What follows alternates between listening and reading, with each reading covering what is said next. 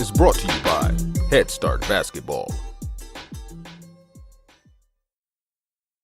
As a coach, you're always trying to develop different areas of yourself in terms of on-court skill work, concept, all sorts of stuff. You're always trying to improve and trying to find different ways to kind of get these kids to understand how hard they need to work or just how to reach them, how to connect with them at their level, and it does really go back to the old adage, like they really don't know how much you know until they know how much you care. And that's said a lot, but that is so true. That is so true. Since I've met my wife is very outgoing. Like she loves the guys, loves the kids, like wants to cook for them, have them over, is interested in how they're doing in personal life, school. And she really taught me the value of that. So she's actually helped me become a better coach because I'm much more aware of that and knowing that, I need to spend time with these guys, not just on the court, but, at the hub or getting something to eat with them or doing whatever, and just spending that extra time that you don't have to, but it just goes a long way so that they know you really care about the development and how they're doing it as young men. Eric Haut is the associate head coach for the Kent State University men's basketball team. Haut has been a proud alum and representative of Kent State hoops during most of the 21st century, playing on some of the greatest teams in program history before beginning a now 15-year coaching career. Haut has helped deliver 4 Mid-American Conference championships to Kent State as a coach, in addition to 2 as a student athlete. In Kent State's 6 trips to the NCAA Tournament, Haut has been involved as a player or coach in 5 of them.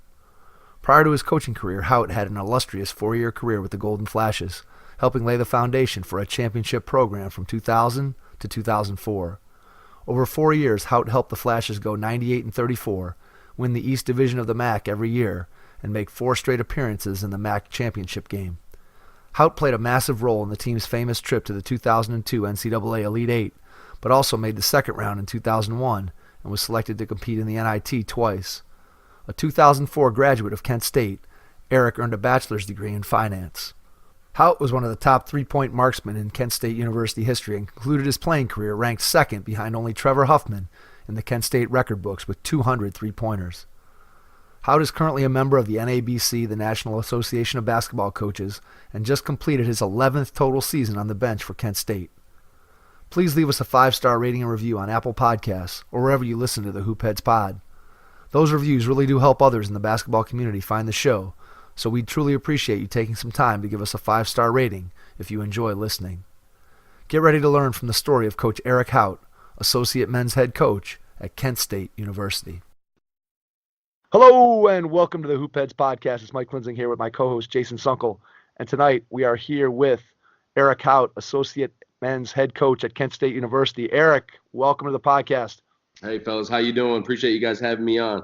We're doing great tonight. Excited to have you on and dig into your career both as a player and as a coach down at Kent. Let's talk first about how you got into the game as a kid growing up back in Lansing, Michigan. Okay. Well, I actually started playing when I was 5 years old. My mom and dad, or my dad primarily, he signed me up for this YMCA league. And I started playing when I was 5, and literally from the first day I started playing, I just kind of, I don't know if I fell in love with the game, but I was pretty good at it. And there's something about it that I was just drawn to. And literally from that day forward, basketball was always one of the, top things in my life. I played in numerous leagues. I mean, I remember my mom on Saturday mornings, she would literally have to drive me all around the city because I'd be playing on 2 or 3 different teams. I'd have so many different games, and it was just a big commitment from her because she had to drag me around all these deals. But I just started playing, and my dad would always play me in horse, and I don't think I beat him until I was about, I think I was about 11 or 12 because he had this one shot that I just couldn't make. I couldn't do it. He'd shoot it over his head backwards 5 feet in front of the rim. And I just couldn't make it. I couldn't make it. So I finally beat him in horse. But that's kind of how I started playing, the YMCA. And then I played on some travel teams. That wasn't, AAU wasn't big back then. But, I played on some little local travel teams that we'd travel in the state. And then we played in a lot of 3-on-3s. I probably have more Gus Macker trophies than 3-on-3 Round Ball Classic trophies. then I could probably fill a small storage unit with all the trophies from playing in those deals all across Michigan. We played. I had a group of friends that we played with. His dad was, a screen printer, so we had like 4 sets of uniforms. We'd travel and he had a nice van with like a TV VCR deal. I mean, it was like we thought we were NBA players. Travel. That's hilarious. Yeah, we had a good time doing that. We played all over the state of Michigan. I don't know if you guys are familiar with Gus Macker, but yeah, absolutely. they're really, really big in Michigan, and then they started some other 3-on-3 tournaments. But had a lot of fun doing that. And I went to Waverly High School. I was in Waverly schools from like first grade, to about my end of my 9th grade year. I played with a kid named Marcus Taylor that went to Michigan State. He was like the number 2 player in the country. I think he was a grade behind me.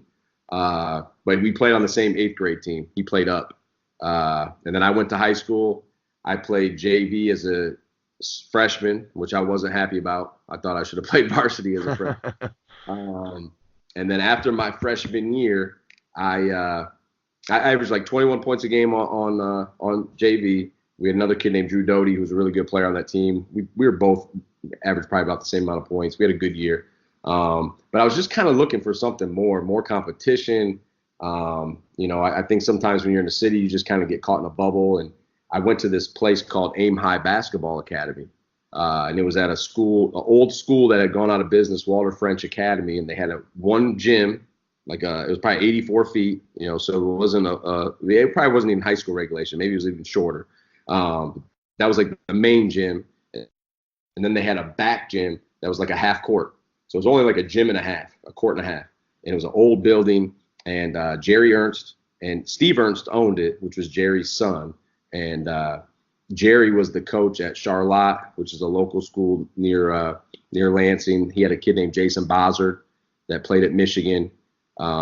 His daughter played Division I basketball at LSU and Nebraska. Steve was a really good player. And I just kind of like got close with this family through Aim High. I would go to like 8 weeks of basketball camp going into my freshman year and then after my freshman year. And I would literally work. I'd be there from like 7:30 in the morning till almost like midnight because they'd have like a men's league, like a summer pro-am.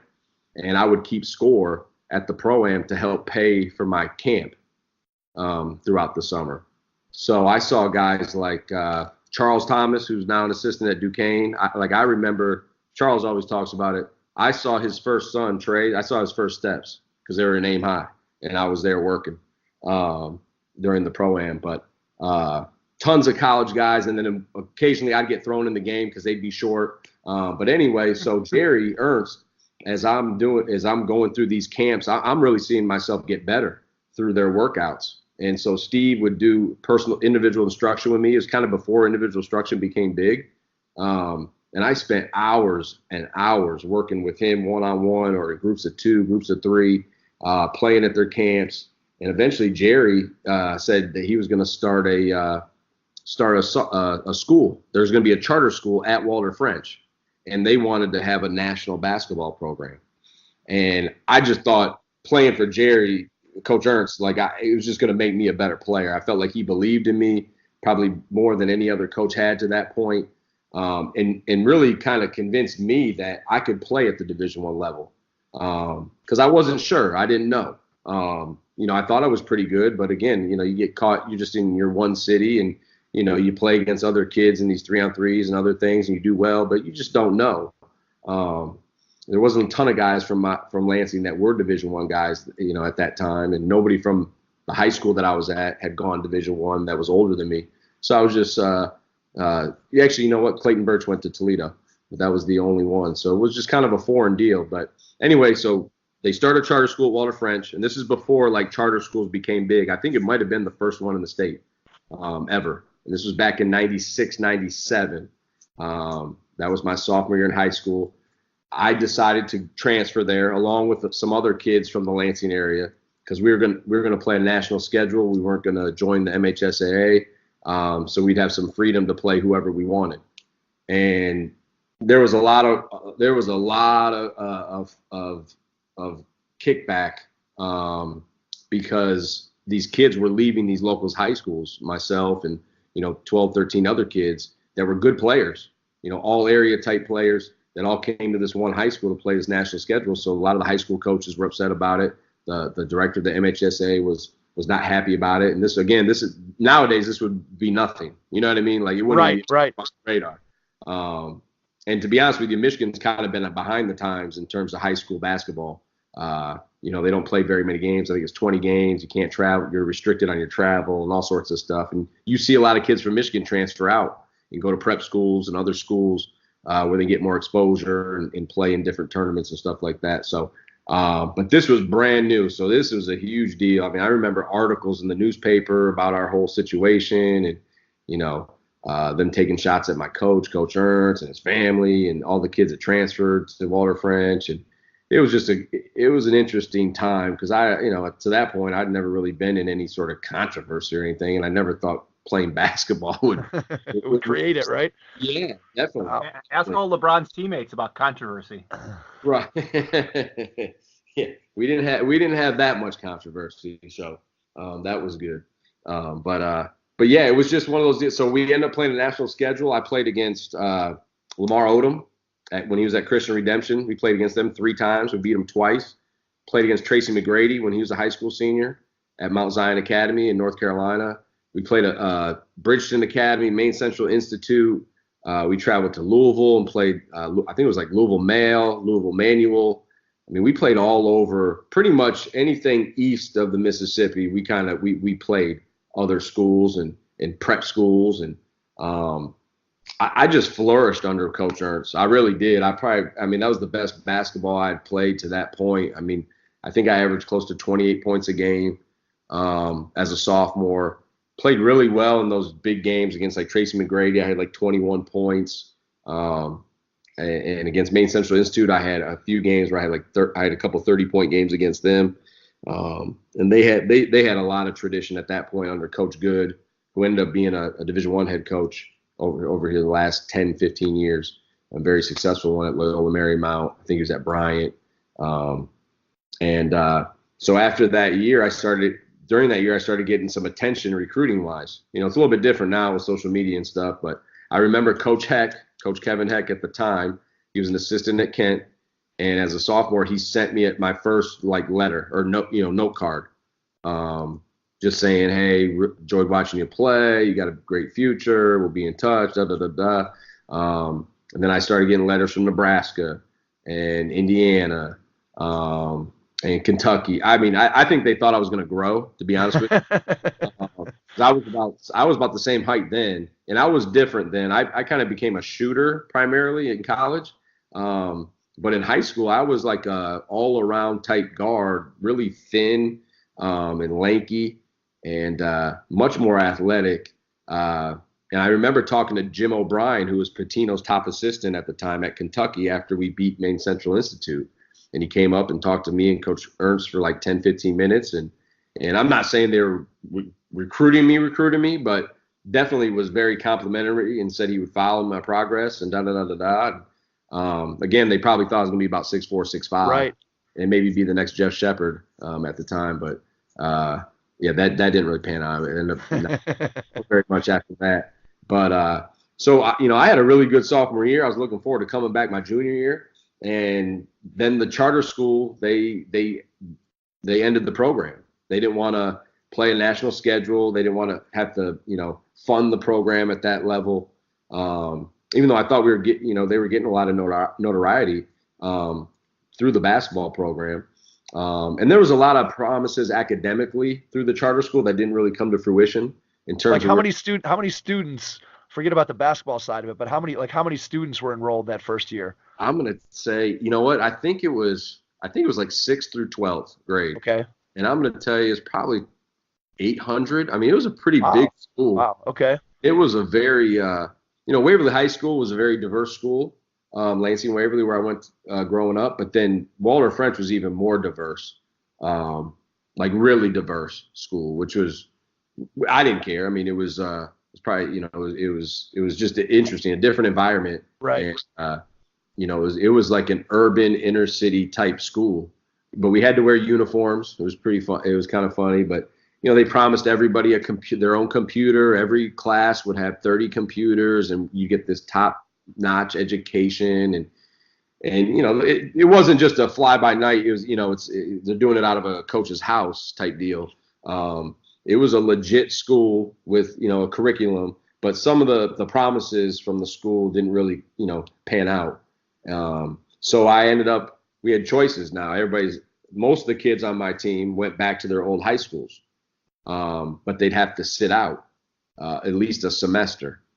And I don't know if it's because I'm stubborn or I had a chip on my shoulder, or there were some things when I left my high school that I wasn't real happy about, kind of where I felt like I wasn't getting the respect I deserved as a player. Right. And whether I was right or wrong, it's just how I am. I've always had a chip on my shoulder. So I just said, I left there for a reason. I'm not going back. So I didn't go back. And I was living with my high school coach at the time. My dad had passed away when I was a freshman in high school. So I was kind of going through a weird time in terms of just, kind of figuring out myself and just, so at that time it was good for me to live with Coach Ernst and his wife and his family, because he kind of took me under his wing as like another son. And we all, we just put in so much work in the gym. It was natural almost that I'd live with them for a little bit. And God bless my mom for allowing me to do that. But so I basically tried to play at other high schools in Michigan. Then I even moved to Kentucky. I lived in Moorhead, Kentucky for 9 weeks. This is my junior year of high school. Then we moved to San Diego, trying to get eligible. And basically what happened was the MHSAA executive director, Jack Roberts, I think was his name, would call these athletic. He'd chase you down wherever you were, huh? He'd hear that I was out and wherever, and all of a sudden I'd be ruled ineligible. And I remember trying to go to La Jolla High School in California, because I lived in San Diego for a while. That's a nice place to be, Eric. I mean, I don't know why. Picking La Jolla, I mean, it was, these kids are pulling up in BMWs and all sorts of cars. And I didn't have a penny to my name, so, but I could play ball. So that was kind of my, equalizer. Right. Fitting in was that I was a pretty good basketball player. And we had talked to the coach there at the time, and so I was getting ready to enroll in school and stuff. And I don't think they were a really good. I don't think they had a really good team at that time, or had a lot of success, recently. And so he was really excited about adding me to his team. And then when I went to enroll, it was like they looked at me like I had the plague. Like no one would help me for like 2 hours. It was crazy.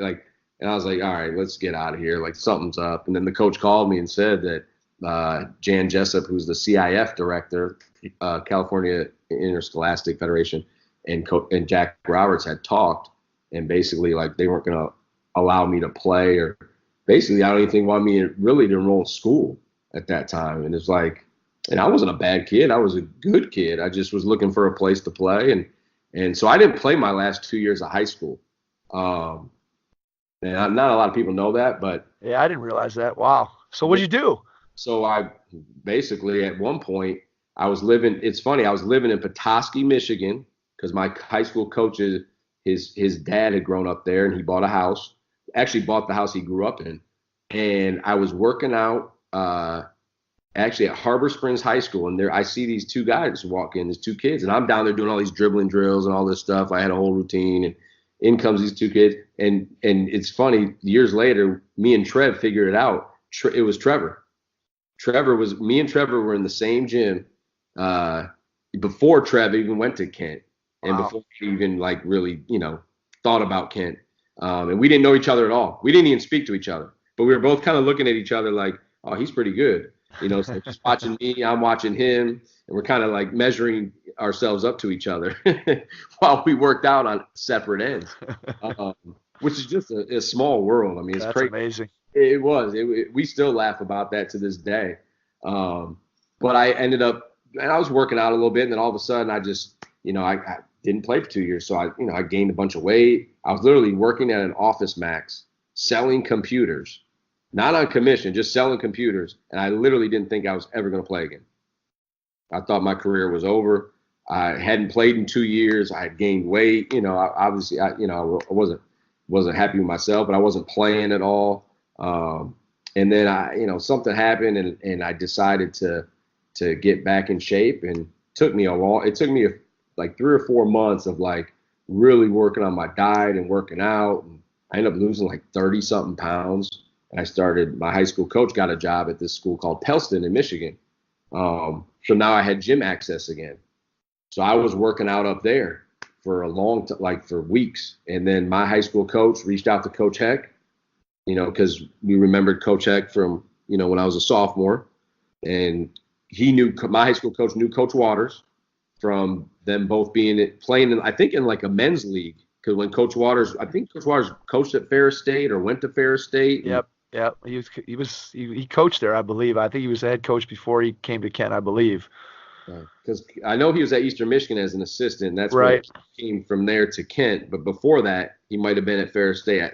There's some connection to Big Rapids, Ferris State, and Coach Ernst was living in that area. And they played against each other. They knew each other.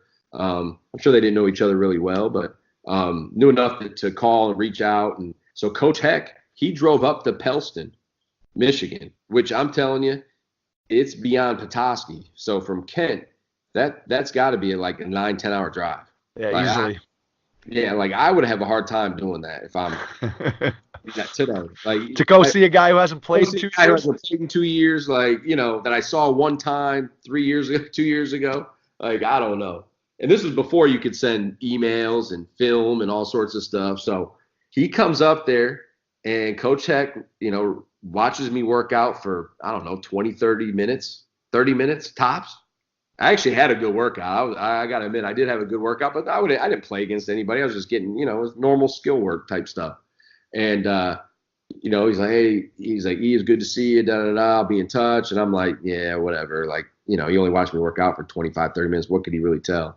So he went back to Kent, and then Coach Waters talked to Coach Ernst, and basically it was one of those deals where he can come down and Coach Waters had a brief conversation. It was mostly Coach Heck. Coach Heck said, well, he can come down to school in January. I had started taking classes at the junior college nearby, North Central Michigan College, that fall. So I was at like 9 credits. And he said, well, and when the semester's over, he can come in January, and, he can walk on the team, almost like a tryout, right. We'll see how he does, we'll go from there. So I ended up going to I actually graduated from San Diego City schools. This is kind of an interesting part to my story. I went to basically it was like a strip mall, right? And it was called, what was it called? It was some sort of it was really for like ice skaters, tennis players, kids that maybe have gotten in trouble in their high school. And you go in, you get like a sheet with 20 assignments or however many assignments, a book. And basically you'd have to go in there every day for 3 or 4 hours and do your work. And, every time you finished your 20th assignment, basically that was the end of a class. It was kind of at your own speed. And it was like online classes before online. It wasn't online. I had to. It sounds like, I'm not saying this is what it was, but it sounds like a credit recovery kind of situation. Kind of. It was, I remember the lady's name, Faith and Tell. But it was like the Charter School of San Diego is what it was called. And it was, because out there's a lot of people that have a lot of money and means. And it was mainly for tennis players that were training, every day and didn't really have time to be in school all day. Prodigy type people. And then there was but it was a weird deal because it was a mixed element, because then there was kids that, weren't equipped to be in the regular school, high school. So they would come there because they were being disruptive to the rest of the kids in the main high school. So they would come to this little charter school, and it was literally in a strip mall. Like, I'm not kidding. So I did all these classes basically to finish up all my, NCAA eligibility stuff, clearinghouse at the time. So I ended up getting my classes. It was a whole deal, because nowadays I don't even know if those classes have been NCAA approved. I did the work, but, just the whole situation. This was kind of before all of this. So it was kind of like on the front end of any sort of credit recovery, go at your own pace, online type deal. So it was kind of strange, to be honest with you. So I got good grades and got my transcript, turned out that all in, had my test score, and I ended up getting cleared. So to talk about the strip mall part, so when I was at TCU years later as a coach, we played at San Diego State. So my buddy on staff, Coach Wu, was like, "Yo, we got to go by your school, man." Right? It was at the La Jolla, I think it was called like Town Center, University Town Center, or something like that. I think it was University Town Center. It was like an outdoor mall, and that's where this school was. Right by. I remember exactly because they had like an elevator by it. So we took a cab to UTC. We walk around. I find the area where the school was. I look and I'm like, no way. He's like, what? I was like, it's now a Chinese buffet. Oh, okay. So I got one for you. So I'm a teacher, and I started in a charter school, and my charter school was in a strip mall. Okay, to start.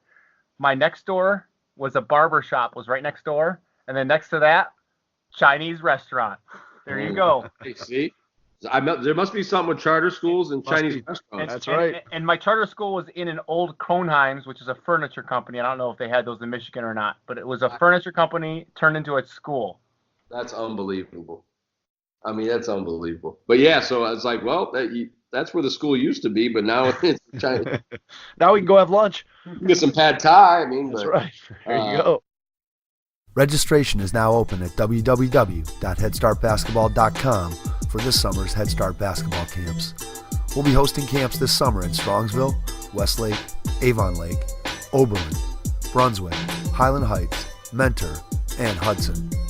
At Head Start Basketball, we care deeply about making a positive impact on the lives of young basketball players, both on and off the court. It's through building strong relationships with our players, parents, and coaching staff that we are able to use the game of basketball to enrich the lives of those we interact with, both inside and outside of our organization.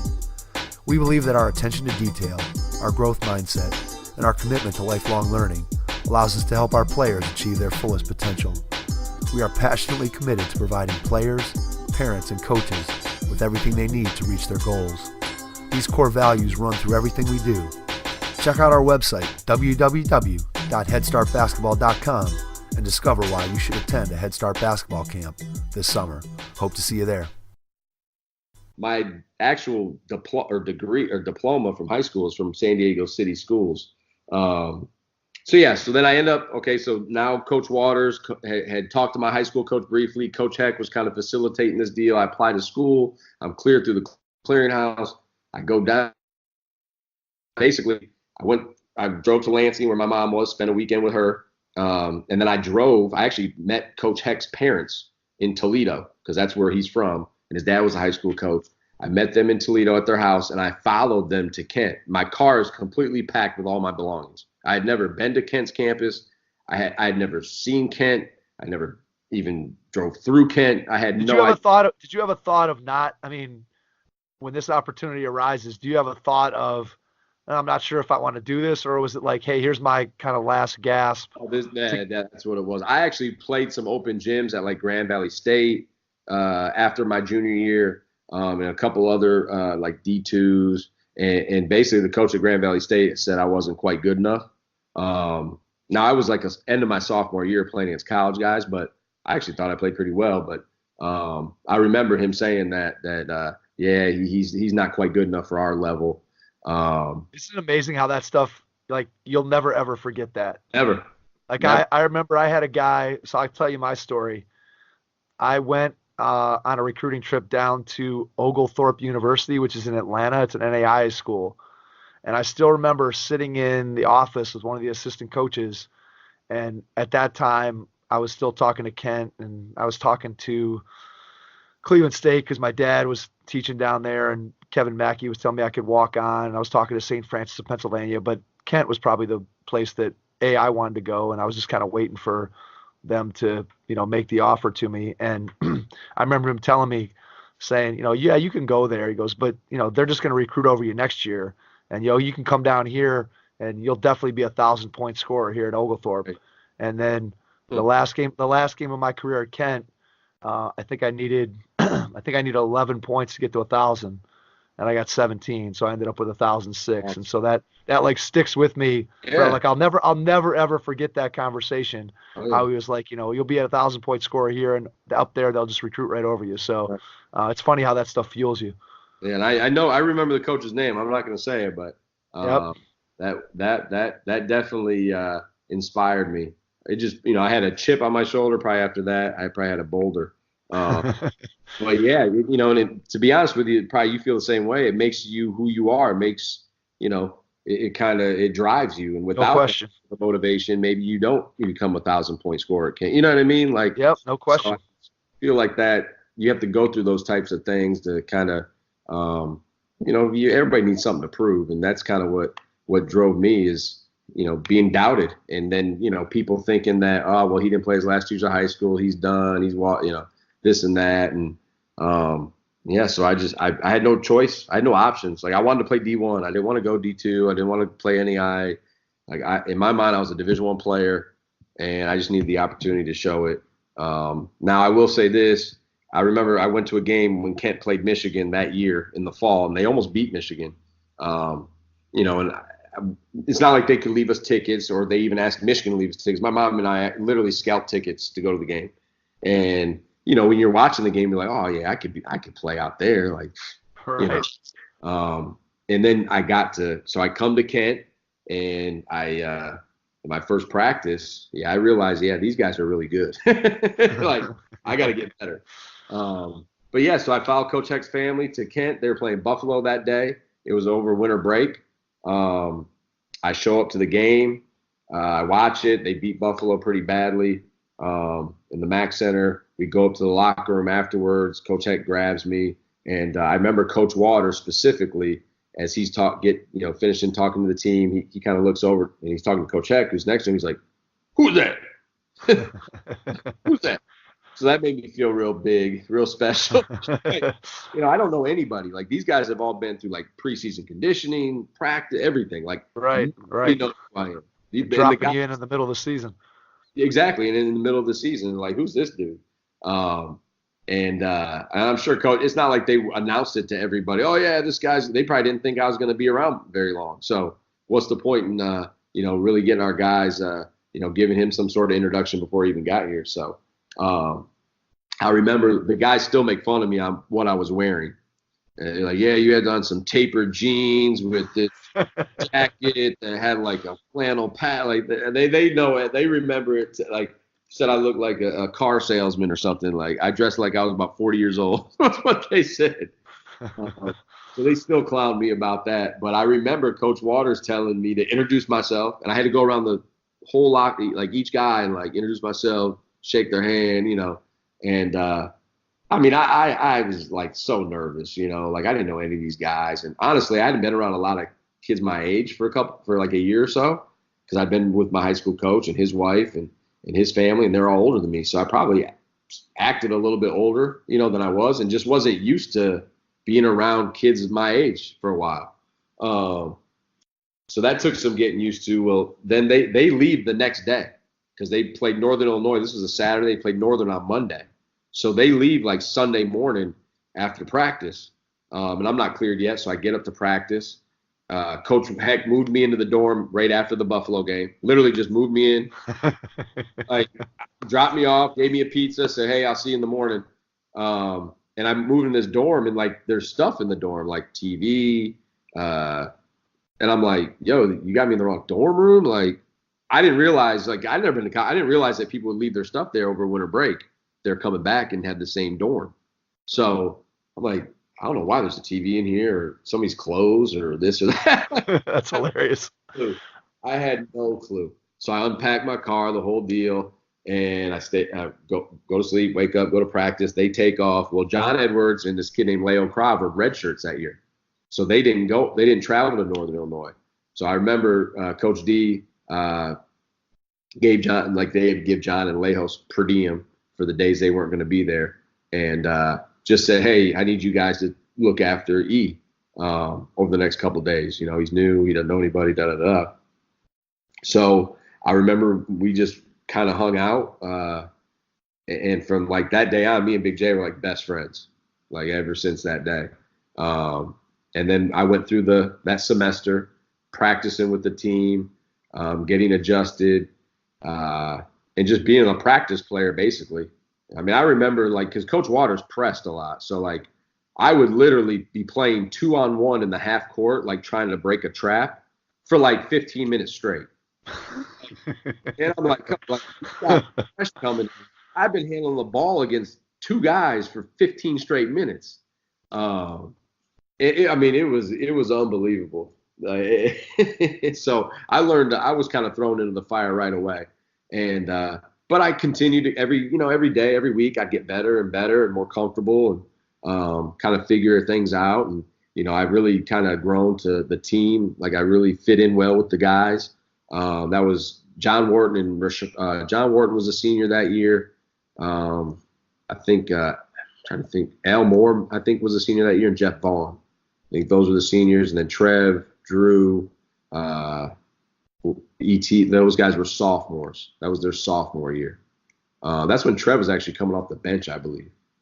And so after the season, they ended up going to the NIT, lost in the the Elite Eight of the NIT at Penn State. And after the season, we all have our meetings with Coach. And I go to Coach Waters' office. He, tells we have our little meeting, and he didn't even bring up scholarship, right? Like, didn't even address it. So I brought it up, which I didn't want to. Like, I was so nervous to even bring.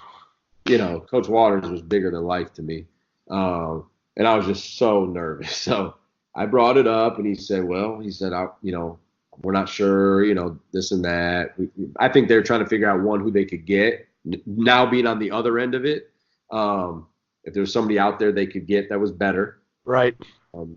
Or, just keeping their options open, and seeing if there was a better option out there other than me that was here. And so he said, well, this is what I need you to do, Eric. I need you to write me a letter on why you think you should be on scholarship here and why you should be here at Kent State. He said, now, if I don't give you a scholarship, you have to leave, because you're not going to be happy here, not on scholarship. So, it was basically like, on scholarship, stay at Kent, not on scholarship, I got to leave, which I just started to get acclimated to Kent. You know what I mean? So this goes on for 3 weeks. Like, I have no idea what's going on. Doing the skill workouts, putting in extra time. We're playing at the rec center all the time. And for me, it was like Big John, if he wanted to stay another year as a walk-on, that was fine. But for me, it was like, if you don't, get a scholarship, you have to leave. So it was just a weird couple weeks. And so I ended up having another meeting with Coach Waters, and we went over the letter. And, I remember him saying, well, you can't be on scholarship just because, you like it here, or the guy, you fit in with the team, and, this and that. And so I'm like, okay, I got no chance. So he's like, well, let's meet tomorrow again. This was during finals week, before you head home. I said, okay. So I'm like, I call my high school coach, my mom. I'm like, well, I got to figure out some place to go. So, see if you can reach out to anybody, coach, on my behalf. Because I'm like, there's no way. That meeting did not end well. I go back in the next day, talk to Coach Waters, and he tells me that he's going to put me on scholarship. And, man, I can't even tell you how happy I was. Honestly, I don't know. I haven't asked Coach Waters, and I probably should, because I've seen, we talk and we communicate, why did you end up giving me a scholarship? Because I really don't know. I think, Coach Waters is really believes in his faith, and, he's a Christian, and, he would talk about things with us throughout the year after he went to his service at church. And I don't know if it was something like that. There was something that, I'm going to give this kid a chance, or I don't know what it was. I know I was a good player, but by no means was I going to be a starter. They were loaded at the guard spot, and it was going to take me some time to be able to really impact the team. But he gave me a scholarship, and that was kind of just, that's how it all started. Head Start Basketball is proud to announce our very first summer 3-on-3 league. Why 3-on-3? You get more touches on the ball. You get more decision-making opportunities on both offense and defense. Every player is involved in the action. There's better spacing and less congestion on the court. 3-on-3 is simply a great game for player development, and it's a lot of fun. Our league is for boys and girls in grades 3 through 8, and will be held at the Strongsville Recreation Center on Monday nights beginning June 10th. So grab some friends and get your team registered at www.headstartbasketball.com.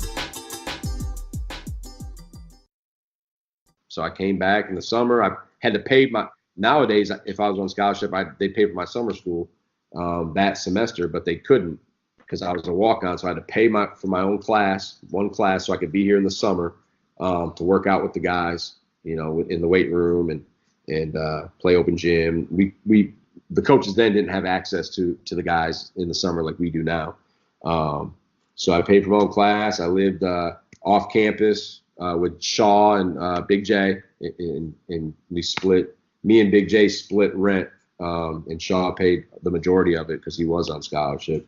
And worked out all summer, and then came into my freshman year, which was 2001. And I remember Eric Thomas got hurt like early in the year. I couldn't play till the second semester, so I didn't start playing till middle of December. San Juan shootout was my first time playing. And so ET was still playing at this point, and I remember my first shot as a college player, guys, you will not believe this. My first shot, we're playing against Northwestern, we're beating them, game's over, like there's like 8 seconds. Trevor gets a steal and like throws it ahead to me. I have an uncontested layup. Uncontested. There's nobody between me and the basket. There's nobody even close behind me. I go to lay it in, and I miss the lay-in. I missed, like it rolls and pops out, right? And then I couldn't go get the rebound and score it because the buzzer went off. It was the end of the game. And I was so dejected. I could see Coach Waters like, this boy can't play. I just gave this guy a scholarship. What am I doing? Exactly. I'm telling you, I could see it all over his face. I could hear it. I could just sense it. And I remember Coach Haig's dad came up to me and he said, Eric, he said, I know you're disappointed with how the game ended. He said, but let me tell you something. That shot does not define the type of player you can be here. So, you got to keep your head up. You got to stay positive. Like in that conversation from Coach Haig's dad, literally like probably saved my career in a lot of ways, because it did really get me to refocus and not be so down on that play that I couldn't get out of a rut. It really did. It meant the world to me at that time because I was really, really down. I felt like I let Coach down, my teammates and everybody that believed in me. So I was really struggling with that. But I know then we came back. We played Xavier in the rock and roll shootout, and I passed up an open three because I was still kind of nervous from the game in San Juan. And I remember Kyron Massey. I still tell Kyron to this day. Kyron was like, Haut, you're the best shooter in the league, in the MAC. He's like, if you're open, you shoot that ball. You don't think about it for a second. No hesitation. And like having a senior like Kyron tell me that, it gave me tons of confidence. So I literally got the ball swung to me the next like couple possessions after that, and I hit like a 24-foot three against Xavier. And it was my first college points. And I wasn't a big scorer on that team, but I played about 13, 14 minutes a game that year, 2001, which was probably more than anybody expected because Eric Thomas got hurt for a majority of that year. And Nate Mears left the team a year early. So like it created an opportunity for myself. And basically I just backed up Trev, Drew, and Shaw. Whoever needed a break, I'd go in for a couple minutes. And if I made a shot, I'd stay in. If I missed, I'd come out. So that was kind of my role on that team. And, basically I just wanted to go in and play as hard as I could and not screw it up for those guys. So we ended up going to the NCAA Tournament. We beat Indiana and came back the next year. We lost to Indiana in the Elite Eight. Played a similar type role, but, early in the year, Coach Heath was playing a kid named Anthony Wilkins, who's one of my good friends to this day. And he played Ant over me because Ant's 6'7". He's athletic. He's long. He can shoot. Like, I could see why he'd give him more of an opportunity to start, to play those role minutes, 12 minutes off the bench. And, we kind of got off to a sluggish start. We were like 4-4, and I think they kind of just wanted to switch it up and see if I could maybe bring something different, or, if the chemistry maybe was a little bit better at that time with the team. And I got my opportunity. I literally had like a game where I was like 8 for 9 from 3 over like a 3 or 4 game stretch. And I kind of cemented my role on that team and played about 12 minutes a game on that team. And which was unbelievable, that whole experience going to the Elite Eight. And then my junior year, Antonio Gates was back, and nobody else had done anything, basically. Right. So no one really knew who would be someone to step up. And, Tone made it very easy for all of us. But I ended up being a starter on that team for Coach Christian. And Coach Christian was like, he coached the scout team in practice every day, the Elite Eight year. So, like, he was our coach. You know what I mean? Like, yep. I was on the team, like me, Big J, Brian Bedford, Jake Wade, all these guys, Anthony. Like, he coached us, like, to the point where, like, when we went in against Buffalo, because we were up like 50 points and Stan put us all in, Jim told Stan, hey, sit down. These are my guys. He coached us, like, in the end of the game. So we were ecstatic when Coach Christian got the job. And I don't know, I just felt like Coach believed in me, and I had a really good year that year. I averaged 14 a game. I had my best year by far, and was all honorable mention All MAC that year, and which obviously Tone had a lot to do with that, but kind of just seized the opportunity, and we started out like 18-2 and ended up 22-9. Coach Christian, I was with Coach Christian at the Final Four. He still blames himself for my first 2 years because he literally ran us into the ground, because we practiced 3 hours a day every single day of the season, and that's no exaggeration. Oh, I'm sure it's not. Can you just, how much more, like, in your job today, how much more are you guys aware of player fatigue and kind of what goes on with that compared to the era when you played or when I played? Because it just seems like that back in those days was completely off the radar. Like, it wasn't even, I feel like it didn't even cross a coach's mind that players would be fatigued. It was just like, we got this work to do. We got to practice 3 hours today because we got to do X, Y, and Z. And player fatigue, player condition, be damned. Forget about that. Load management. Yeah, load management. There you go. We have heart rate monitors, and we kind of got it from, we were reading this article on Kentucky years ago. And, like, kids these days is different. Like, Coach Waters told me, like, hey, E, you're not playing hard enough. You're not working hard enough. I was just like, okay, and try to work harder. You tell a kid that today, well, they look at you like you have 3 heads. Like, right. You got to have some data or some numbers or something to kind of back that up. And so we had this, and we're getting a new system, I think, this upcoming year, but it's called First Beat. And basically there's heart rate monitors that our guys wear in practice, workouts, weights, conditioning, and it keeps track of how hard you're working, your output, and it has all sorts of data and numbers that you can kind of read to see if they're going hard, they're not going hard, if they're expending a lot of energy or not, because sometimes if a guy's heavier than, if you have like a Trevor Huffman and then you have like a guy that's more a heavy set type guy, the heavy set guy may be not working as hard, but he's putting more duress on his body, because he is heavier. Right. And you can kind of gauge it. It'll be like blue, red, or green are the levels, and it kind of shows you what level they're training at. And then it also will keep track of recovery too. So, like, after games, we would have some of our guys, like Chris Brewer, Derek Jackson, and Deb Manley. They played a ton of minutes in 2014-15. So they'd actually wear these heart rate monitors home, and they'd sleep with them, and we could monitor their sleep to the point where, like, we could see when they woke up on the, because it had like the little chart or whatever. Right. And it would give us a number of where their recovery is.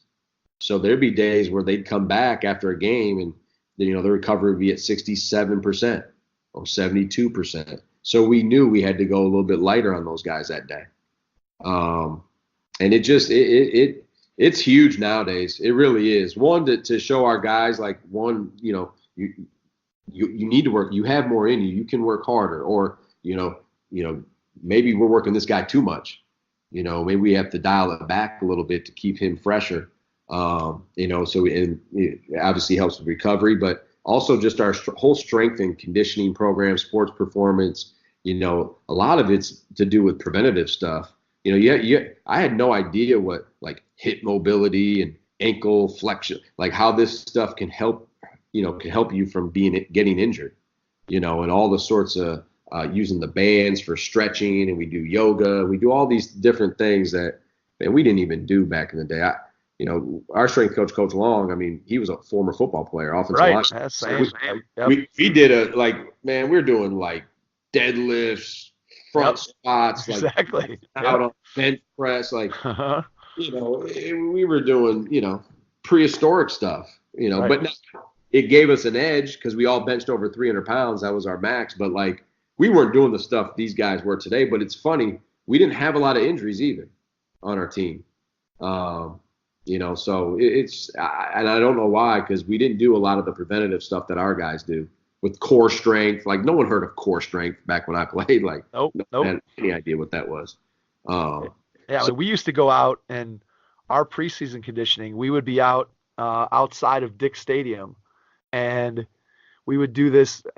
We call them they were called agilities. That's just what we called them. But we would literally, we'd have 3 giant semi truck tires. You'd have one leg inside the tire, one leg outside the tire, and you'd have, I think it was either 30 seconds at a time or 45 seconds or a minute. I can't remember. But you would just go and try to get as many reps of that as you can. And we were doing that on the asphalt. Oh my God. And there was probably 8 or 9 of those different agilities. So it would be a 10 or 12 minute circuit that you would do. But everything was just on this concrete, this asphalt. And you look at that now and you're like, God, that was crazy. Right. Why wouldn't we at least have done it on the gym floor? Inside, right. The turf in the field house. Right. It's just so you look at some of that stuff that that went on, and it's just it's kind of amazing. Or from a nutrition standpoint, when Coach McDonald was there, we ate steak for every pregame meal. Oh wow. And I mean, and even at that point, your budget must have been much better in those days than ours now. But I mean, even at that point, because I was 88 to 92, and even at that point, people already understood that steak wasn't what you should be eating, but that's what he had done for when he was playing and when he was coaching at other places. And so he just continued to do what he had always done.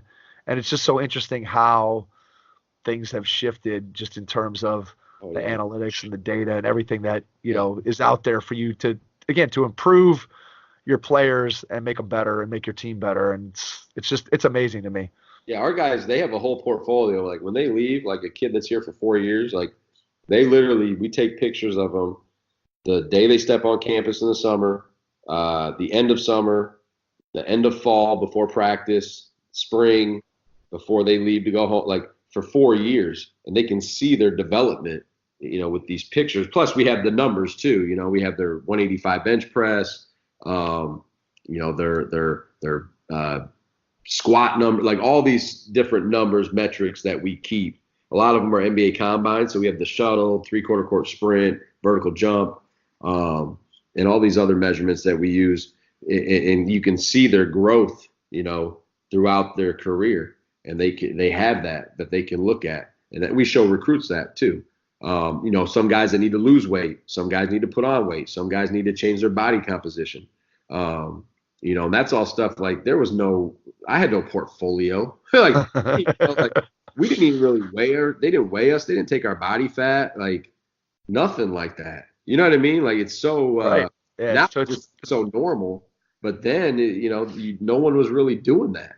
No, we used to weigh in after practice, and I remember we had a kid on our team, Eric Glenn, who he was probably about 6'3", maybe 6'4", and Eric was kind of an inside player, and he would always, for whatever reason, Coach McDonald loved to monitor Eric's weight more than anybody's weight. He just always, every day after practice. Every coach has a guy that's in his crosshairs on certain stuff. Right? And he would just check every day. That was the guy, the weights would come in after practice, before practice, whatever.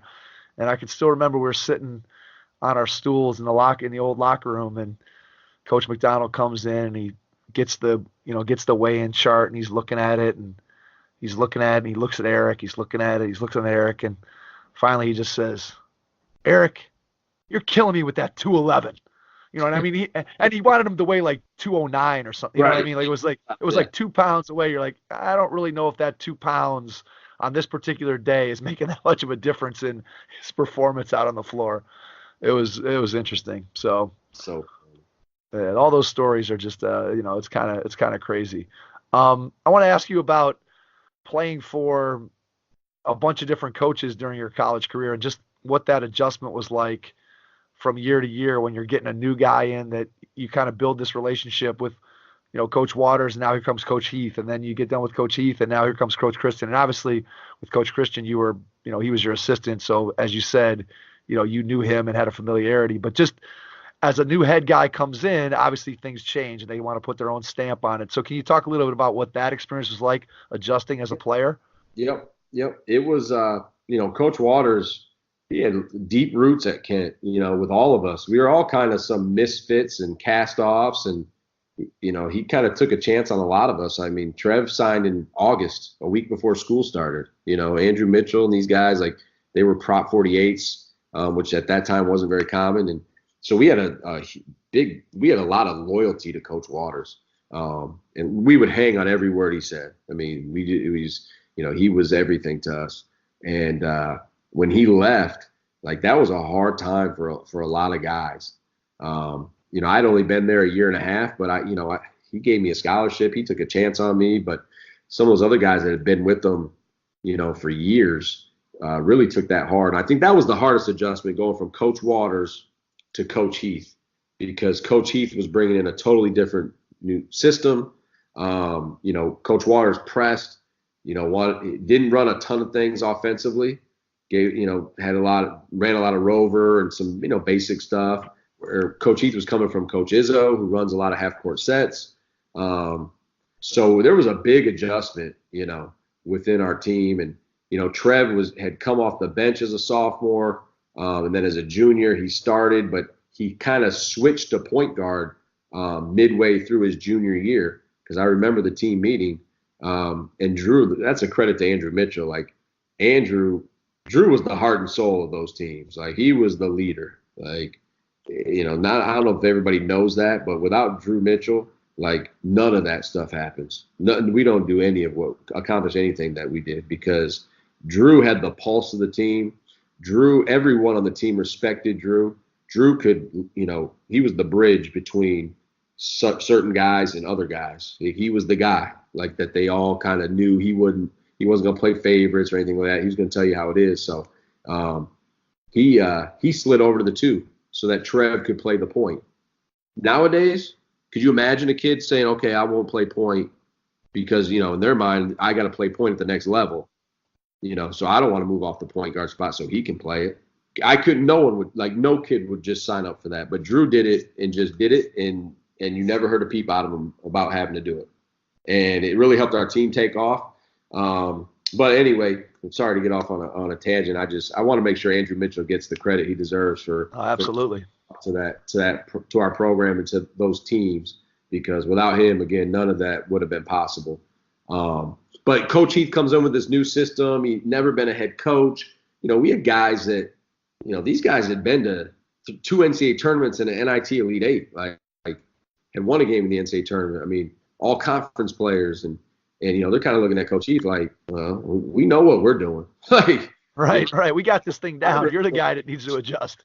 Coach Heath had a tough job, man, and honestly, he doesn't get the credit he deserves, because we weren't an easy group to coach, at times, because we were all hyper competitive, and we had a lot of success doing it one way. And now we're trying to do it a whole different way. And then we're adding Antonio in here, who let me tell you, Antonio was one of the best teammates I've ever had in my life. Because there's a lot of stories before he got to Ken of what type of guy he was and this and that. And I'm just telling you, none of them are true. He was the best, most humble guy I've ever played with, bar none. But we're trying to put all these parts together, at the beginning of the year. And obviously we're 4-4, and Coach Heath, I'm sure, was feeling some pressure. Our guys are now doubting the system a little bit. Because they're not playing as well. I mean, we lost to Youngstown State, who won like 6 games that year, 4 games, and we lost at their place. Like that was probably rock bottom for that group. So the adjustment was real for that team. I remember Coach Heath. This is how hard it was for Coach Heath. His first game as a head coach, we're playing like a D2 school. He walks into the locker room, and I remember Trev's tying his shoes, looking down at his shoes, and Coach Heath comes in and says, "All right, guys, you guys nervous?" And Coach Trev doesn't even look up. He's tying his shoes. He says, "Not as nervous as you, Coach." Like Trevor. That's awesome. That's awesome. That could capture his personality in one sentence pretty well. And he was dead serious because Trev and Coach Heath, they bumped heads for sure. But we figured it out. We figured it out. We got rolling, and we won 21, 22 games in a row. And then obviously Coach Heath leaves for Arkansas, and we were on spring break when we found out. I had a feeling that he was going to be gone. I just didn't know where. But then, we're all nervous, kind of like, okay. So we weren't in school for like 3 weeks because the NCAA Tournament, MAC tournament, because we went to the Elite Eight. Then we don't have a coach for like 2 weeks because Coach Heath left and they hadn't hired Coach Christian yet. So like there was a lot of like, all right, what's going on here? And besides Tone, there wasn't any like, household names or guys that had really proven themselves at this level. So, Coach Christian believed in us, so we were hoping Coach Christian would get the job, and he did. Coach or Mr. Kennedy obviously promoted Jim, and that wasn't a huge adjustment. Probably the biggest adjustment was everybody was changing. Their roles were changing. Like myself, I was a role player off the bench, and now I'm playing 35 minutes a game, starting at the 2. DeAndre Haynes came in as a freshman. We really had no back. I had to play backup point guard. And let me tell you something. I did Gino Ford calls me John Bagley because I would just literally like back the guy down all the way up the court and then spin, back him down that way, and then spin, get it over half court, enter it, and then get out of the way. There you go. The Magic Johnson, so to speak. Right. So I had to play backup point. And so we had a freshman point guard, DeAndre, we had Tone, we had a bunch of guys that hadn't really proven themselves, that we could be a good team. And, we started out great that year, had a really good year. But, that adjustment wasn't too bad to Coach Christian. To me, that was more like Coach Waters in terms of how hard we worked. Like Coach Christian, man, he didn't mess around. We practiced hard. But Coach Christian was awesome. I had a great time playing for him. And, obviously he's like a father figure to me. I found out I'm having a son. We found out saw your video. My wife and I. So I sent Coach Christian the picture and everything, and just thanked him because he's like a second father. My father passed away when I was 15, and honestly, Coach Christian is like my second father. He really is. I mean, he took care of me as a player. He looked out for me. He started my coaching career. He was the first one to make me an assistant coach. I went with him to TCU, and he means everything to me. So we were all ecstatic that Coach Christian got the job. But yeah, that adjustment from Coach Waters to Coach Heath was tough, and then from Coach Heath to Coach Christian was actually a little bit easier.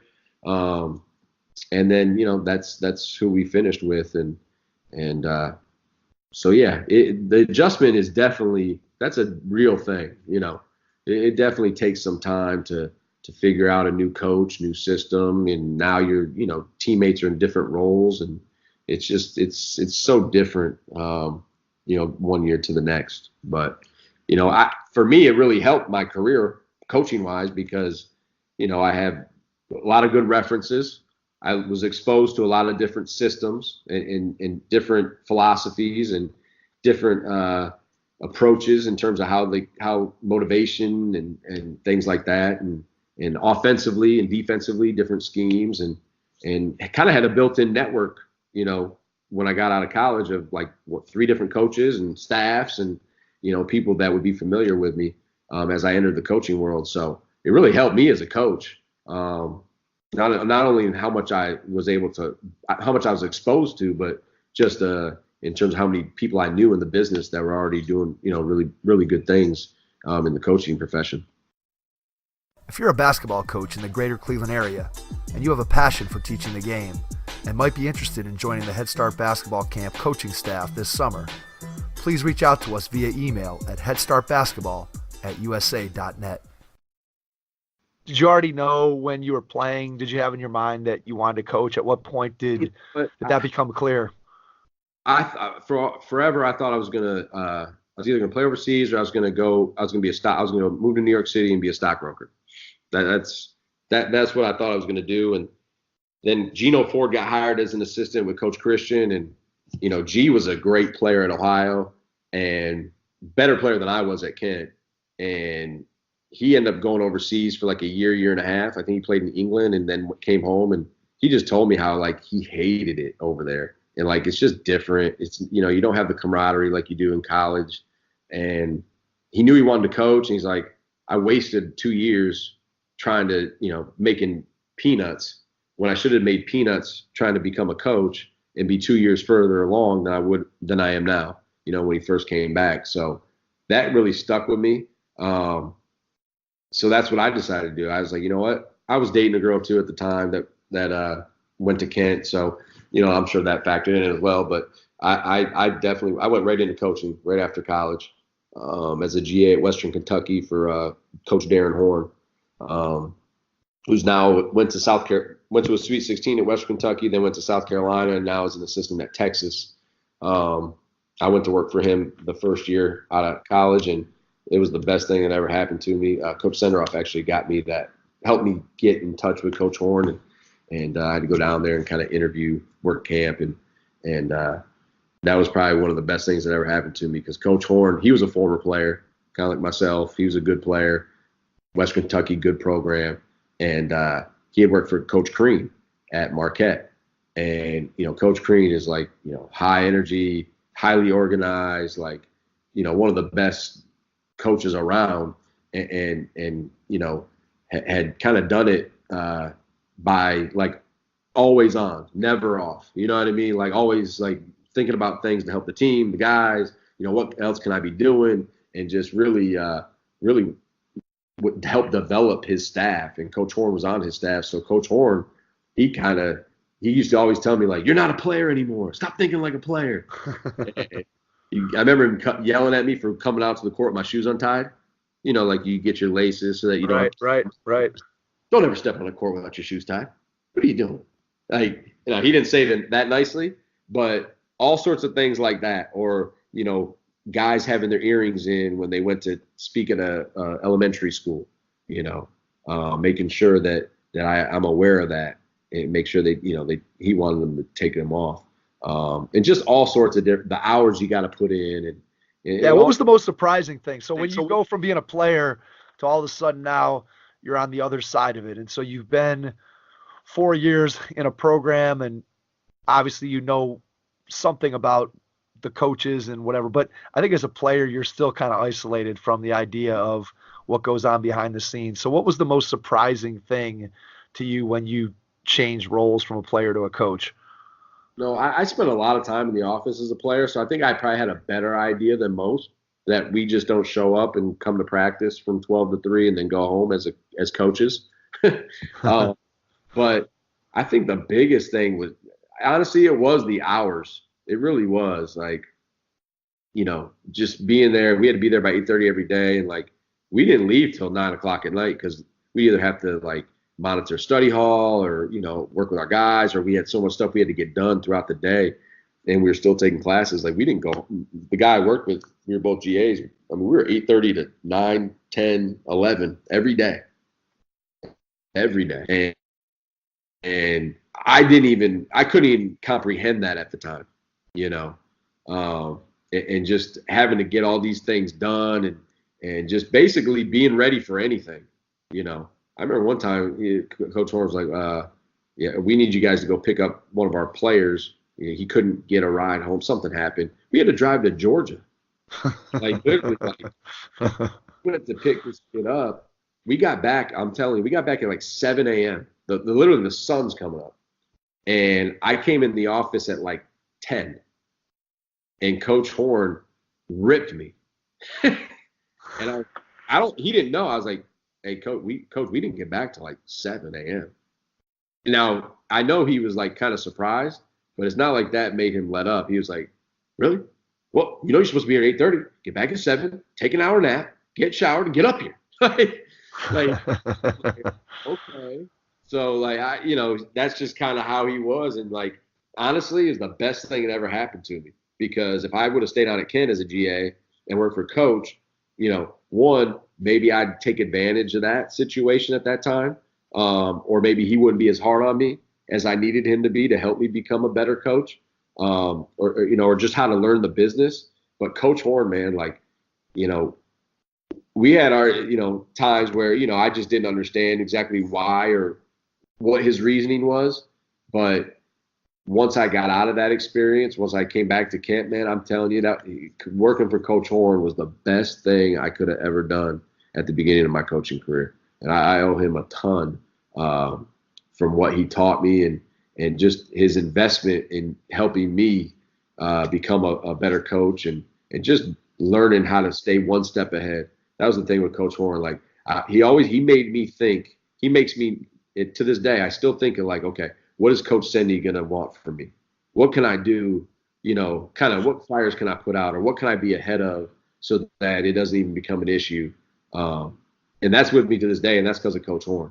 Always trying to stay one step ahead of what he would want me, what he's going to need from me coming up, and just the time commitment and those type of things. But we actually had a kid named Courtney Lee on that team at Western Kentucky. Played in the NBA for a long time. I think he might be still in the NBA. I think he's still on a roster somewhere. Seeley, he was. I could tell right away as a freshman. I was like, Coach Horn, I don't know what a pro is, but that kid's different. I don't know what it is, but he's definitely different. Courtney was a good kid. He's on the Mavericks currently. Seeley. He was one of my favorites. And then Boris Siakam played on that team. His brother plays for the Raptors. The Siakam on the Raptors was one of our other kids' younger brother. Okay. So there you go. Yeah. Basketball world is a small world, that's for sure. That is for sure. All right, so talk about how you got back to Kent. What was that process like? So after my first year at West Kentucky, Ryan Peden was director of operations. He left and went to Miami of Ohio as an assistant. And Coach Christian asked me if I wanted to come back as the director of operations, which at that time was really a GA spot. I had to take classes and I got a stipend, but they just labeled it director of operations. And it didn't take me too long. I mean, I always wanted to work for Coach. He's like a father figure to me. So I came back to Kent that second year. That was 05, 06. And then we went to the NCAA Tournament that year. That was DeAndre Haynes' senior year, 05, 06. Coach Senderoff got the job at Indiana that spring. And Coach Christian moved me up to an assistant coach, right then when Sendy left. So I replaced Coach Sendy on staff as an assistant. 06, 07, I was full-time assistant. 07, 08, full-time assistant. We went to the NCAA Tournament in 07, 08. That was Mike Scott in Q's senior year. Al Fisher was a junior on that team. Jordan Mincy, Chris Singletary, Mike McKee. We had a really good Julian Sullinger. We had a really good team that year. Rod Sherman. So then Coach Christian got TCU. And I went with him to TCU, and I started out as director of operations that first year for him. And what's funny, I signed a kid at Kent named Ronnie Moss, Tuffy, and he's from Fort Worth. And he was like one of the highest rated kids that Kent had signed to that point. It was my first recruit that I ever signed.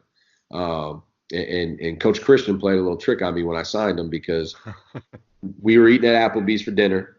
Him and Tuffy got in his car and drove ahead of us. We were going to meet with him as a staff. And then because he's leaving out early in the morning, so there wasn't going to be time to meet with him, wrap up the visit in the morning. So we get into the office. It's me, Tuffy, Coach Christian, and Gino. We're in there. We're talking. And Tuffy just says, Coach, I got to stop you right there. He's like, my AU coach got a call from like Nebraska or somebody, and they want me to come on a visit next weekend. So, I'm going to and Coach Christian went off the handle. And I'm just sitting there like, what the heck just happened? I mean, I didn't know what to do. I was like literally stunned. Like, this is we'll never get this kid now. One, because Coach Christian is literally just going at him, you know, calling him everything under the sun. And then they both turn and look at me and start laughing, Tuffy and Coach. And I'm like, what? They're like, and Coach Christian's like, oh yeah, Tuffy committed in the car. We were just gonna play a joke on you. Thanks, Coach. Yeah. So that was my first signing. I thought I literally was gonna have to apologize to his parents and his AAU coach for Coach Christian's behavior on the visit, and it ended up he was actually committing. When we went to TCU, I'm like, okay, I signed Tuffy. He's from Fort Worth. We're going to Fort Worth.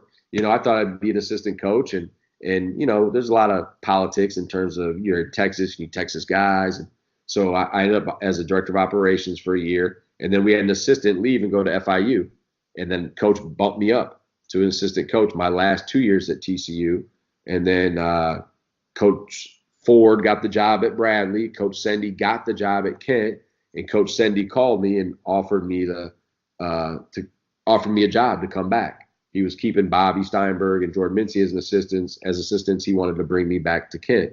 And we didn't have a very good year that last year at TCU that I was there. Coach Christian kicked off, actually Tuffy and another kid off the team midway through the year, two of our top three scorers. And I give him a lot of credit because, like, Coach Christian, like, you know, you're always going to know where you stand, but he's going to make those tough decisions. And that's not easy to do, especially when you have a new AD and, you know, if you have a bad year, you could get fired, but he just wasn't dealing with it. And so we had a bad year. We were 1-15 in the league, and he wasn't sure basically what was going to happen at the end of that year or the following year. And he basically told me, he's like, you know, you really got, the biggest key in this business is the longevity.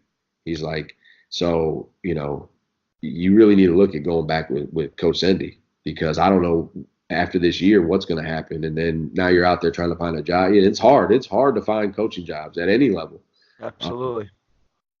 So I called Coach Sendy, and I accepted the job, and I had to go back there, you know, do some just interview type stuff. I worked out the guys, met them. They kind of all knew me or knew of me when I came back, but they had 2 really good years. You know, they had won back-to-back MAC titles. They just almost were a game away from the Final Four in the NIT. They had a lot of guys returning, you know, and you know, they all obviously really liked Coach Ford, and Coach Sendy recruited a lot of them.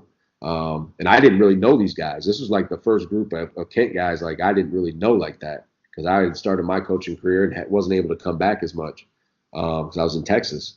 So it's kind of a different deal coming back. And we have a tradition where at shoot around, like, or the night before, all the new people in the program have to go to the top of every arena. And that started with Coach Heath, actually. And so our first road game, we play at West Virginia, and all the guys were like, Coach, you got to go to the top. To me, I said, hold on. I was here. I'm not new. Excuse my language. I was like, I was here when that started. But you know what? I was like, all right, fellas. So I had to go to the top all year because I was new. It was funny. But that was a good group that we had with Justin Green, Mike Perini, Scooty Guyton. You know, we didn't quite have the year we wanted to. Justin Green got hurt down the stretch, and that really affected us. And Akron, that was kind of when Zeke Marshall kind of came into his own that junior year for him, and he had a really good year. And we ended up losing to them in the MAC tournament. But, yeah, that was my first year back, and I've been here ever since. I'm going into my 9th year now with Coach Sendy. Yeah. Does it feel like it's got to feel like you've been there forever, and yet at the same time, I'm sure it's gone very, very fast. It has. It does. I think out of the last 19 years, I've been at Kent 15 of them. 15 out of the last 19 years. But I've been in every role. Like this is what I tell everybody. As a player, I was a walk-on. I was a guy off the bench, role player, starter, all-conference player, Dobo/GA, assistant coach, associate head coach. You know, I've pretty much been everything besides a head coach. Um, So I've kind of seen every experience. I've been through every, there's not really much you could go through as a player that I haven't experienced at some level, which I think kind of helps me, when some of our guys, like, they, relating to them, because I've been there. And it definitely helps kind of give them some perspective and, let them kind of speak on my experiences to kind of help get them through whatever they're going through. But, yeah, so it does feel like sometimes, it's Groundhog Day. But that's where the kids, like, we, the new group, we have different, every year it's a new group and different guys. And, we've had a lot of assistant turnover over the years. We've had, all teams now have player turnover. Yeah, absolutely. But no question about that. I mean, so much different. We, very few people transferred back when I played. And now it's almost like a free agency. But so, yeah, it's just, that's what keeps you going. Like, that's the new stuff, and then as a coach, you're always trying to, develop different areas of yourself in terms of, on court skill work, concept, all sorts of stuff. You're always trying to improve and trying to find different ways to kind of, get these kids to understand how hard they need to work, or just how to reach them, how to connect with them at their level. And it does really go back to the old adage, like, they really don't know how much you know until they know how much you care. And that's said a lot, but that is so true. That is so true. And, I've since I met my wife is very outgoing. Like, she loves the guys, loves the kids, like, wants to cook for them, have them over, is interested in how they're doing in personal life, school. And she really taught me the value of that, so she's actually helped me become a better coach, because I'm much more aware of that, and knowing that, I need to spend time with these guys, not just on the court, but, at the hub, or, getting something to eat with them, or doing whatever, and just spending that extra time that you don't have to, but it just goes a long way, so that they know you really care about the development and how they're doing it as young men. Yeah, I think that's one thing that's definitely changed from a coaching standpoint is, I think more people are much more aware of the fact that those relationships are so important to what, to what you have to do in order to be able to get the maximum out of your kids. If you're going to be able to push them, you got to have that relationship that, Yep. Is based on putting time in with them. And I think that's key. I want to wrap up here, Eric, by asking you a two-part question. Yep. And that is, one, on a day-to-day basis, or as you look forward, what's your biggest challenge that you guys have at Kent? And then when you get up in the morning, what's the one thing, if you could point to one thing that you love about your current job and what you do every day, what is that one thing? So your biggest challenge, and then what it is that you love about what you do. I think our biggest challenge is like getting every guy on the team to realize that to be a great team, everybody has to sacrifice a little bit of their individuality, whether it's their minutes, points, shots, all sorts. Everybody has to give a little, and we're in a society now that, like, we're like the seventh voice each one of these guys hears every day, and everybody else is telling them how they need to, it's all about them. And, a parent of one kid doesn't care about another parent's kid. You know what I mean? Like, they only look at it through their perspective that, if it's me, my mom only cared about how Eric was doing. She didn't care how Big John was doing, like, so she only sees it through that prism or that perspective.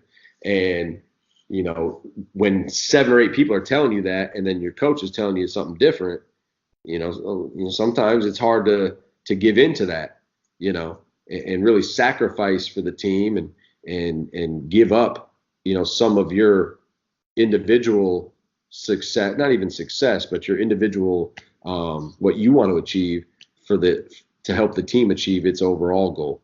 And that's so hard, man. And it's, in the preseason and skill workouts, stuff like that, like, the kids are they're cheering each other on. They're helping each other through it. They're rooting for each other. They got great body language, but there's no adversity. There's no coach really jumping you. your minutes aren't getting cut. You're not getting, you're all getting the same amount of shots. Like everybody's on the court, no one has to sit down. So like it's that's when you really know, is when you get in the season and now, you're playing 5 minutes a game, or you're not playing at all, or this guy's playing 30, to still have that same mindset that you had in skill workouts or in the preseason or in practice when they're not keeping stats. It's easy to share the ball in practice when that number's not ending up online. Right, exactly. You know what I mean? Like, yep, no doubt.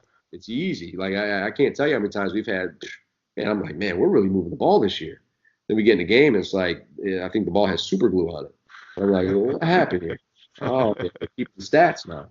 And it's so hard. And it's hard. I feel bad for the kids because it's just become that type of society, that self-serving, it's all about me type. I can't imagine playing in today's era where everything is so dissected and so public. I know. And obviously it was to some degree back when you were playing or when I was playing, and there was coverage, but it's nowhere near what it is today, where anybody and their mom and their dad and can make comments on social media and you get all that stuff out there. It's just, I couldn't imagine what it would be like to be a 19-year-old kid trying to handle that stuff. Those NBA players are like the shot clock at the end of the game's about to wear out and they pass the ball to the other guy because they don't want a turnover on their stats. Yeah. I mean, that's unbelievable, right? And it's just how this deal is. Now, I want to say we have really good kids. Like, what I'm talking about, every team goes through this, but for sure. We've been blessed. I mean, we haven't had a losing season in 20 years here. That's incredible. That's still incredible to me. Just the run that we've been able to go on with just the change in the turnover in the staff and the turnover at the top with the coaching, and it's just the fact that the sustained excellence of the program is just. It's a testament to, obviously what you guys have been able to do, but just to the players that have gone through and to every coach that's gone through there. It's amazing.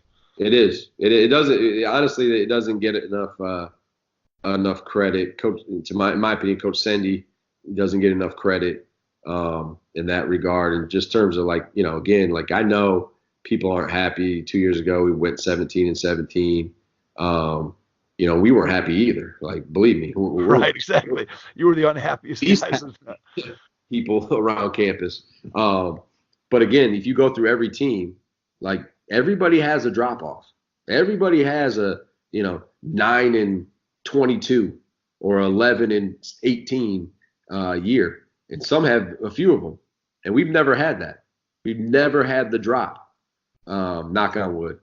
And really that's a testament to our kids and the culture and the guys kind of having that sense of pride about being at Kent State, and having a lot of former players that have worked or been on staff throughout the years that can speak on their experiences, and it really is a brotherhood. I mean, I think you saw that, Mike, at the alumni game. We all, it's special. Being a Golden Flash, man. It's not like that everywhere else. It really isn't. I've been in other places and talked to friends that have been in other places. We do have something special here as former Flashes, and we just had a lot of good kids and good people and a lot of success, and it's just I don't know. It's something about it. There is something special about Kent State. I mean, the people, and just there's something about it. It's a really, really neat place, and the program is just, it's different. It's definitely different. Yeah, the success that we've been able to accomplish it's like I said, it's incredible. I marvel at it all the time. That I think about the program that I came into when I was a freshman and to where it is now. Some 30 years later. I'm just amazed by the success that we've been able to have, and I couldn't be prouder. It's nice to be able to have a piece of it that it never goes away. You see the scores, you go and check out a game, you walk around the halls, you go in the coach's office, you get a chance to sit and watch them play and compete, and it's just fun. It's fun to know that you're a part of that, and that makes you feel good about things. So so we appreciate that. All right. So what's your favorite thing? What's your favorite thing about day to day? What you get to do? When I wake up, it's just being able to be with the guys. It really is.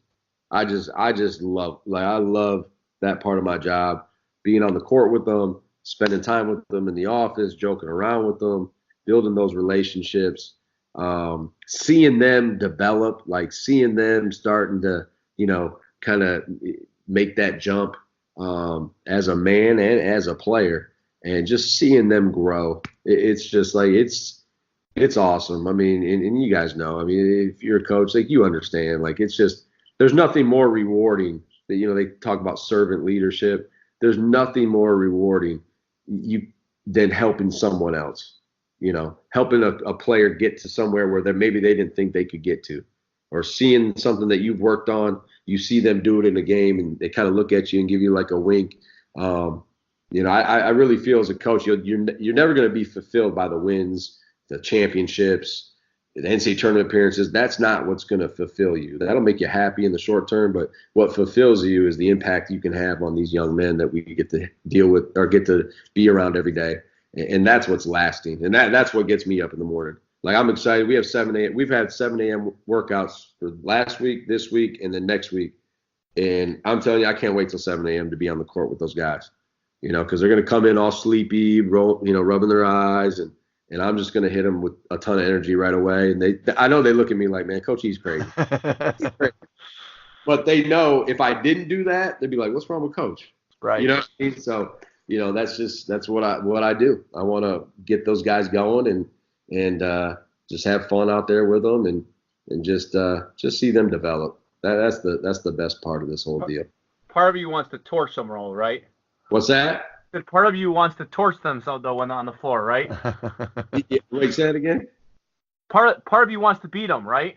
Oh yeah, on the floor. I mean, I always tell them, like, they'll say, "Hey man, Coach, let's do a shooting competition." I said, "Man, yeah, you'll hurt my RPI, man. You got to beat some people before you got to step up your game before you get to the highest level, right?" Yeah, but I don't. Yeah, I haven't lost one to a player in my 10 years here as a coach. So I'm hoping to keep that streak going. Keep that streak alive for sure. Definitely want to keep that going. Yeah, they definitely try. I mean, then they say, well, let's play one-on-one. I'm like, look at me, man. I'm gonna play one-on-one. Like, come on. Different game altogether there. Yep. All right. Well, Eric, we can't thank you enough for jumping on and spending an hour and a half with us tonight. It's been a lot of fun to hear your backstory, a lot of which I wasn't aware of. And so I think that was enlightening for me. And I'm sure anybody out there who's a fan of Kent State basketball will enjoy, getting a chance to listen to your story and learn more about what makes you tick and what your career has been all about. And so just want to say thanks. And before you get out of here, if you wouldn't mind sharing out how people can get in touch with you, share your contact information. And then if there's anything else that you want to leave us with a parting shot, you can go ahead and do that as well. Obviously, you can reach me by my email. That's ehaut@kent.edu. And also my cell phone. Everybody has it anyway. It's 330-604-6758. I can be reached on there, text. If I don't have the number saved, I'm just gonna let it go to voicemail. So it's probably better to text. Would love to have anybody that has any questions or wants to talk ball or anything. I'd love to hear from them. And I just want to say go Flashes, obviously. And I appreciate you guys having me on. I hope I wasn't too long-winded about my story kind of coming up, but it's kind of a long story. But I appreciate you guys having me, and would love to do it again sometime. And Mike, we got to get you back down here for the alumni game.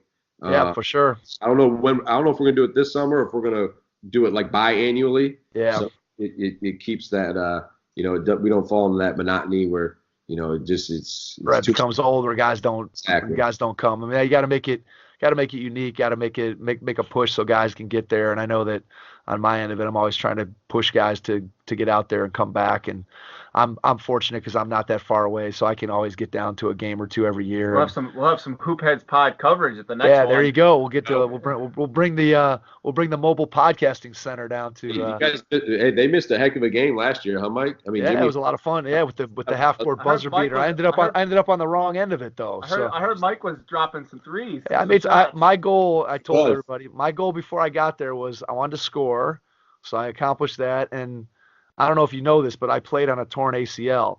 So I did not know that. yeah, so He my tore his ACL like 4 or 5 years ago, and he's never got it fixed. Yeah, it was like it's been like 5 years since I tore it, and God, that was actually the first time I've played on it in 5. So I hadn't played in like 5 years.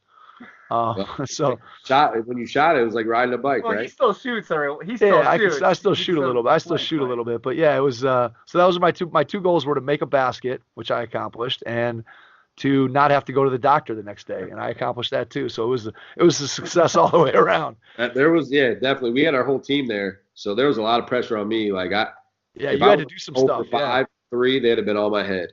So I was just glad I hit my first couple threes, and I told them this is what the one deal we had is if I took a charge, they all had to run out on the court and pick me up.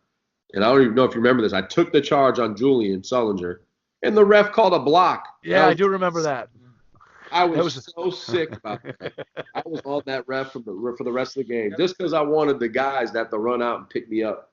That would have been awesome. Worst question in basketball: block or charge. That's right. I've been watching Rex Chapman's Twitter. Yeah, I was gonna say it, but I didn't know if you knew Rex Chapman. Man, it's the best. Best account ever. Yeah. So that one and that 70s Sports, those are my two go-to Twitter accounts for humor. So I'll look that one up. I haven't heard about that one. That 70s Sports, you'll appreciate it because it's all stuff from the era when you and I probably grew up, and so they have like different ads and weird photos. The guy makes captions on it. It's classic. So you definitely want to look that one up. There was one yesterday where a guy was smoking a cigarette at halftime, and he's like, "Oh, this is the way the NBA used to be. Guys sitting in the locker room smoking a fat one." I'm definitely looking that up. Yeah, you got to look that one up. So that 70s Sports. That's 70s Sports. Yep. Gotcha. It's worth it. And anybody else out there, look it up. It's a good Twitter account. We highly recommend it here at the Hoop Heads Podcast. Eric, again, thanks so much for jumping on. It's been a pleasure. We're definitely going to have to do it again. And to everyone out there, we will catch you on our next episode. Thanks. Head Start Basketball's Player Development Academy offers Cleveland area players a unique opportunity to improve their basketball skills. Regardless of a player's age, skill level, or position, training with Head Start Basketball will elevate your game to the next level. Do you want to improve your ball handling, become a better shooter, or develop into a more skilled, confident player? Our Academy classes offer training that's designed to do just that. Our training sessions are innovative and will have you learning skills that are transferable to actual games. We have 4 different class skill levels for boys and girls, ages 4 and up. All Player Development Academy classes will be held at the Strongsville Recreation Center. For more information or to get registered, please visit www.headstartbasketball.com. Thanks for listening to the Hoop Heads Podcast, presented by Head Start Basketball.